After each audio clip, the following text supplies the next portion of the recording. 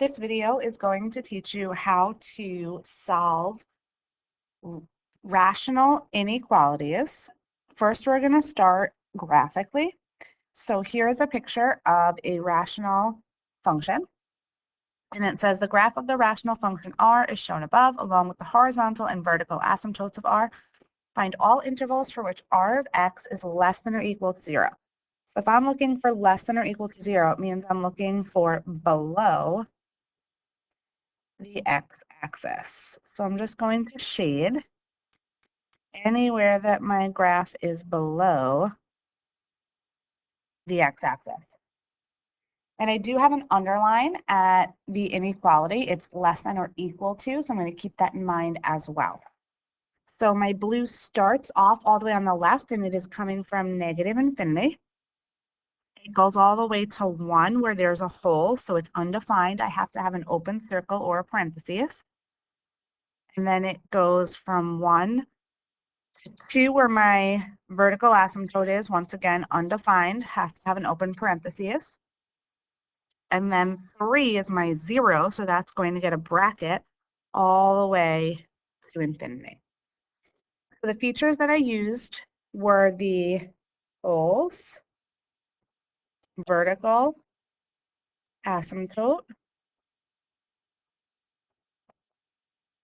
and 0. Because this was my 0, this was my vertical asymptote, and these were both 1, which was the hole. So take a minute, pause the video, see if you can do 2 through 4 here, and then when you're ready, hit play and check your answer.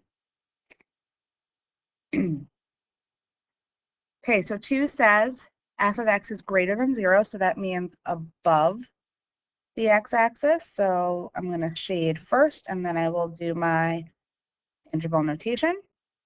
So I have negative infinity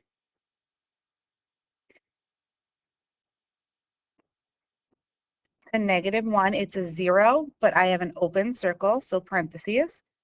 Then my vertical asymptote at 0 all the way to infinity. Number 3 says g of x is less than or equal to 0, so I want to be below the x-axis. So I start at -1, which is a parentheses because it is a vertical asymptote. I go all the way to 1, which is a 0, and it has a bracket or a closed circle because I have an underline. And then lastly, h of x is greater than or equal to 0, which means I need to be above the x-axis. So this one's a little bit more complicated in the way that it looks, but the process is exactly the same. So negative infinity to -2 with a bracket, because that's my 0 and I have an underline. It picks back up at -1, which is a vertical asymptote, so it has a parentheses, and it goes to 0, which gets a bracket. And then it goes from 1, which gets a parentheses because it is a vertical asymptote, all the way to infinity. So this is how you do it graphically, but you're not always going to have the graph. So we are going to learn how to do it algebraically.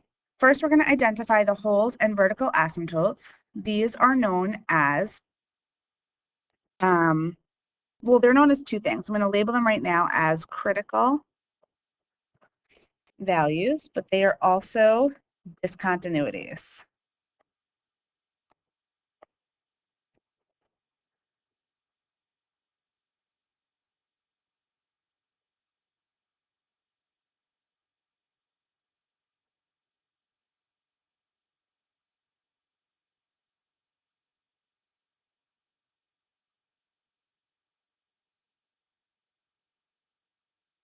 We're going to plot those numbers on a number line with open circles because anytime I have a hole or a vertical asymptote, it has to be not equal to. Then I'm going to identify the zeros of the functions. I'm going to mark those lines on the number line, and I'm going to look at the inequality for open or closed circles. Zeros are also considered critical values. Then I'm going to select a test point in each interval and check to see if that test point makes it true or false. And then I'm going to express my answer in interval notation. So here we go.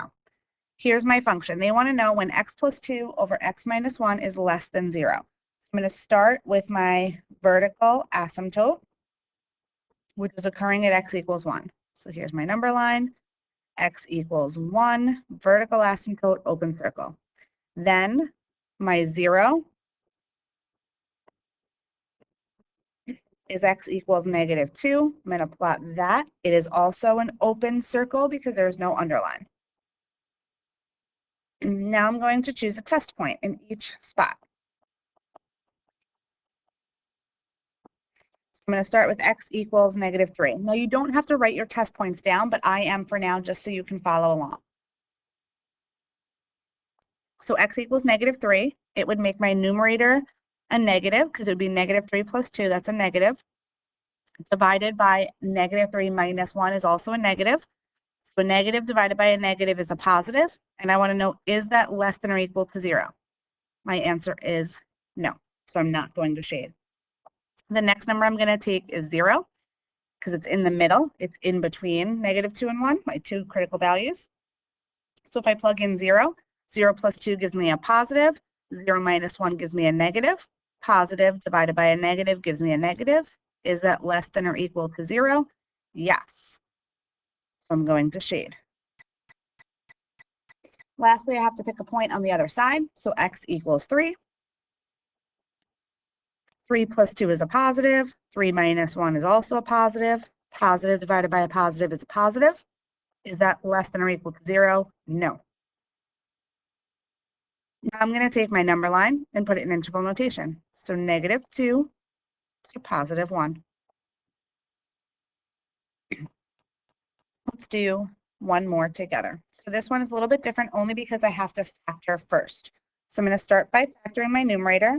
I have x minus 4, x plus 3 over x squared, and I want to know, is that greater than or equal to 0?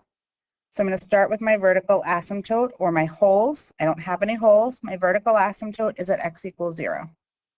Always gets an open circle.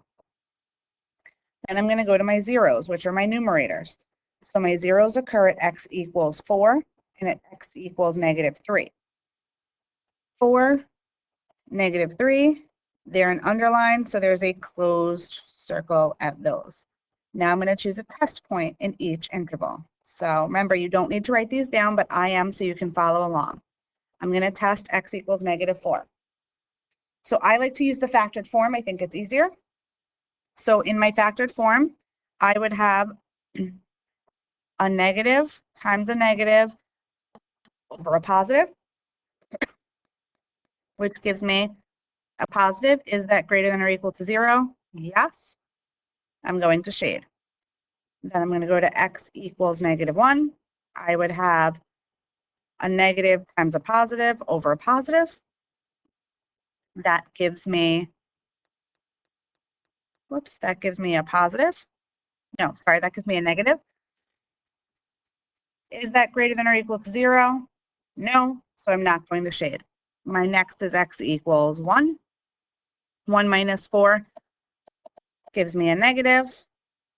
1 plus 3 gives me a positive. Anything squared gives me a positive. That also gives me a negative. Is that greater than or equal to 0? No. Lastly, x equals 5. 5 minus 4 is a positive. 5 plus 3 is a positive. A positive squared or anything squared is always a positive. Gives me a positive. Is that greater than or equal to 0? Yes. So I'm going to shade. From number line into interval notation.